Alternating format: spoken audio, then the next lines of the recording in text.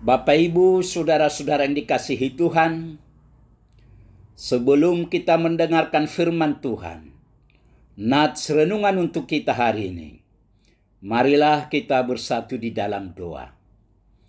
Damai sejahtera Allah yang melampaui segala akal, itulah yang memelihara hati dan pikiran saudara-saudara di dalam Kristus Yesus Tuhan kita. Amin.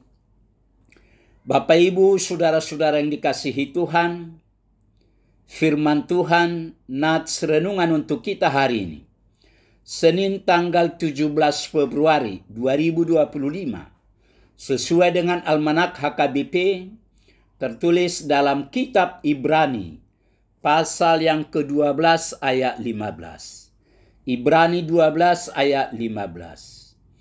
Jagalah supaya jangan ada seorang pun menjauhkan diri dari kasih karunia Allah, agar jangan tumbuh akar yang pahit, yang menimbulkan kerusuhan, dan yang mencemarkan banyak orang. Jagalah supaya jangan ada seorang pun menjauhkan diri dari kasih karunia Allah, agar jangan tumbuh akar yang pahit, yang menimbulkan kerusuhan, dan yang mencemarkan banyak orang. Demikian firman Tuhan. Jangan biarkan tumbuh akar kepahitan. Saudara-saudara yang kekasih, dari semua emosi manusia, kepahitan adalah yang paling menakutkan. Hal itu seperti kanker emosional. Kita tidak akan pernah menduga betapa banyaknya orang yang bergumul dengan kepahitan. Hari ini, mari kita cek hati kita yang diibaratkan seperti sebuah taman. Apa yang saat ini tumbuh di dalam hati kita? Mari kita periksa dengan 4 ciri kepahitan dari Ibrani 12. Yang pertama, kepahitan dimulai dari bibit yang kecil. Dimulai dari Ibrani 12 ayat 12. Penulis Ibrani menggambarkan orang percaya yang putus asa sebagai atlet lari yang kelelahan ketika berlomba. Orang bisa membuat kita merasa kesal, menyinggung perasaan kita, terutama menyakiti hati kita, sekalipun mereka tidak bermaksud demikian. Tapi kita sering gagal untuk melihat bahwa Tuhan menggunakan orang-orang tersebut untuk memperbaiki tingkah laku kita. Sebaliknya, kita malah mengizinkan tindakan atau perkataan orang yang menyakitkan menjadi benih kecil kepahitan yang kita tanam dan membiarkannya tumbuh menjadi besar. Yang kedua, kepahitan membutuhkan tanah yang tepat. Ayat 15 mengatakan, kita harus jagalah supaya jangan ada seorang pun menjauhkan diri dari kasih karunia Allah, agar jangan tumbuh akar yang pahit, yang menimbulkan kerusuhan, dan yang mencemarkan banyak orang. Kita tidak bisa kehilangan kasih karunia Tuhan, tapi kita bisa menjauhkan diri dari kasih karunia itu, atau tidak bisa melihat kasih karunia itu. Ketika kamu lupa kasih karunia Tuhan dalam hidupmu, maka kamu tidak akan bisa memberikan kasih karunia kepada orang lain, dan hatimu menjadi lebih rentan terhadap kepahitan. Yang ketiga, kepahitan mengembangkan akar yang dalam.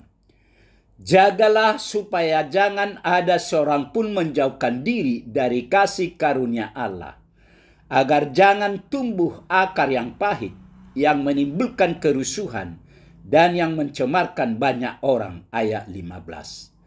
Orang yang membiarkan benih kepahitan tertanam di dalam hatinya, maka benih itu akan tumbuh dan berakar. Walaupun akar itu tidak terlihat, hal ini sangat merusak. Itu akan menghimpit kehidupan rohani dan emosional kita. itu akan menahan kuasa Tuhan dan menghalangi Tuhan bekerja dalam hidup kita. Itu karena kebencian dan kekudusan tidak bisa berada dalam satu tempat secara bersamaan. Keempat, kepahitan akan menghasilkan buah yang buruk. Jagalah supaya jangan ada seorang pun menjauhkan diri dari kasih karunia Allah, agar jangan tumbuh akar yang pahit yang menimbulkan kerusuhan dan yang mencemarkan banyak orang. Ayat 15. Ketika benih kepahitan ini berakar dan bertumbuh menjadi pohon dan menghasilkan buah, kepahitan itu tumbuh bercabang ke dua arah yang berbeda, ke arah dirimu sendiri dan membuatmu menjadi bermasalah, dan kepada orang lain yang membuat mereka tercemar. Bahkan hal itu bisa merusak hubunganmu dengan Tuhan. 1 Yohanes 4 ayat 20. Saudara-saudara yang kekasih, kita yakin bahwa ada sesuatu di masa lalu yang membuat kita merasa kepahitan.